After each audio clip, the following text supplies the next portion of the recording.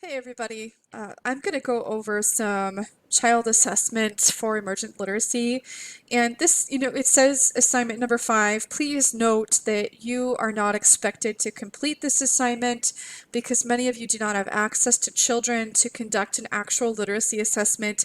If we were in the face-to-face class together, I would have you conduct this actual child assessment of emergent literacy as an assignment. But I can't expect you to do that right now during the pandemic. But I do want to go over several assessments of emergent literacy for you so that you have them as a tool that you can use when you are in your own classroom or working with your own students. So this is the assignment. Just scroll right on by. I'm going to post the entire document for you in the module so that you have it. But remember, you're not completing this assignment. So when you are thinking about assessment, when you're teaching your own preschool class or your own kindergarten, first, second, third grade class, you have informed consent from parents to conduct assessments because you are supporting the learning of their children. If you're going to be conducting assessments outside of your classroom where maybe you're meeting with students who are not in your classroom, you need informed consent from parents. So make sure that you have some type of written policy about assessment and that you are using your assessments ethically. So here is a checklist style assessment on assessing concepts about books and comprehension of text. And you can see an assessment can be as simple as this. So writing, does the child always, sometimes, or never do a particular task? And you can see the first section is all about concepts about books. Does the child know that the book is for reading? Can they identify the front, the back, the top, the bottom? Can they turn the page properly? Know the difference between the print and the picture? So think about it this way. Is this something you're going to sit down and test children on? Or is this something that you need to have taken notice of by frequent observations of the child's book behaviors? And I'm just going to give you the answer. This should not be a test. You should not be testing young children. So when you're conducting these assessments, you're utilizing your observational data as evidence, and you're using what you know about the child to fill in the always, sometimes, and never. And so you'll want to take notice of the child's book behaviors in everyday situations. And then participates in response during a story.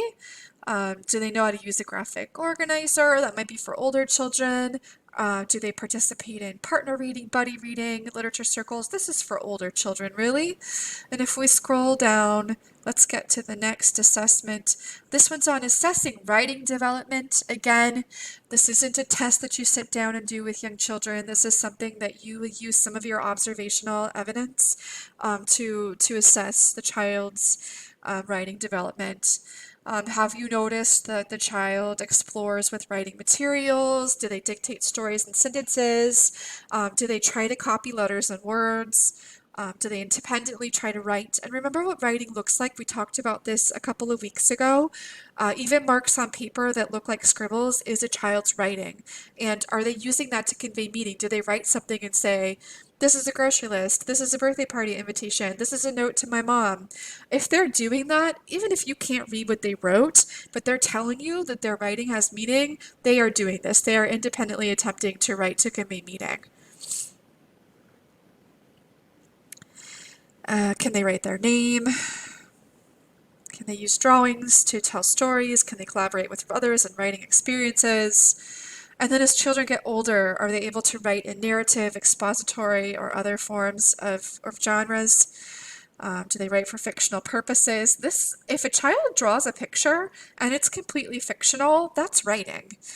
And if they could tell a story about it, they understand the purpose of writing to tell a story. Can they form lowercase letters and uppercase letters? Do they use a variety of words? Do they know that writing goes from left to right? Again, you don't have to have actual accurate penmanship or letter formation. If you notice that the child is making letter-like forms from left to right, they're writing from left to right. And then there's a checklist on story retelling. Do they know that a story begins with an introduction? Can they give a time and a place? Do they understand character? Do they recognize problem and sequence? And there's a rating for this one. And then here's one on viewing and speaking. This is where you'll have to sit down and really work with a child with a book. And this is where it can get tricky. If you need to have your checklist with you while you're assessing a child, the child may become anxious or nervous and feel like you are testing them. And so if you're doing a book, like a book assessment with young children, try to make it feel as natural as possible. And so you want to get to know, can they point to the name of the author, the illustrator? Do they know what the title page is? You'll need to really read this checklist really well and know what you're going to be asking so that you're not sitting there with your pen and paper staring at the child as they talk about the book with you. You want it to feel as natural as possible and as less like a test as possible. And then here's one about concepts of print. Again, if you're doing this with young children, you want this to feel natural. You don't want it to feel like a test. The best thing you can do is to get to know what's on this checklist. Do they know the right way to hold a book?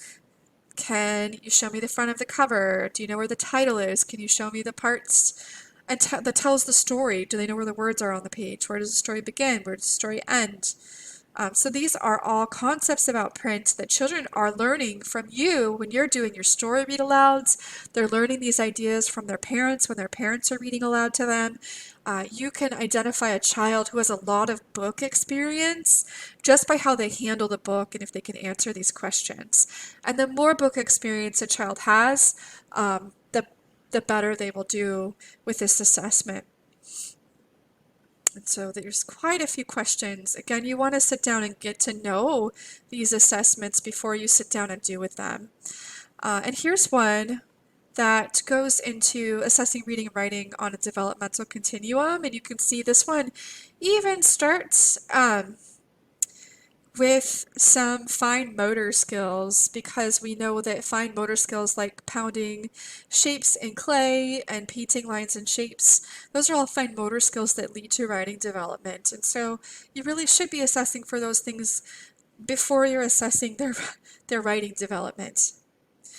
So paints lines, pretends a pot is a drum, builds a fire truck with blocks, strings, beads, buttons, buckles, snaps, zips, and undresses all clothes. These are all fine motor skills that lead to the development of the fine motor muscles in the hands that lead to writing. And then here you can see how this goes on to discuss uses a finger to write a name in the sand, and on. So as a teacher, it's your job to select the assessments that will work the best for you and in your classroom. But also know that many of you might walk into established programs that have already developed their own assessments for early literacy, and you'll be asked to use those. And they probably look a lot like the ones that I'm walking you through here. And here's one on emerging literacy. You can see the different parts: language use, phonological awareness, blending, segmenting, rhyme, print awareness, print development. So these are all tools that can be used by early childhood educators, by parents and caregivers to identify really the general level of emerging literacy skill development with the children in their care. And so these tools are for you so that you can do what? So that you can scaffold for children's early literacy development.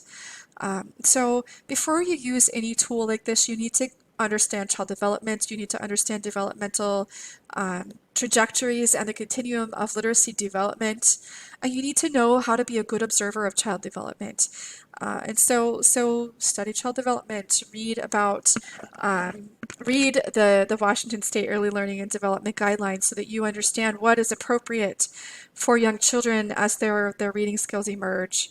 And then when you do sit down to use tools like this, you have got to really know the tool well so the child doesn't feel like you're testing them. And anytime that you can use any observational evidence, the better your assessment will be and the easier it will be to use. And we use these assessments so that we can scaffold our instruction for later use. All right, that's all I got for you this week, everybody. Have a great week. I'll see you online.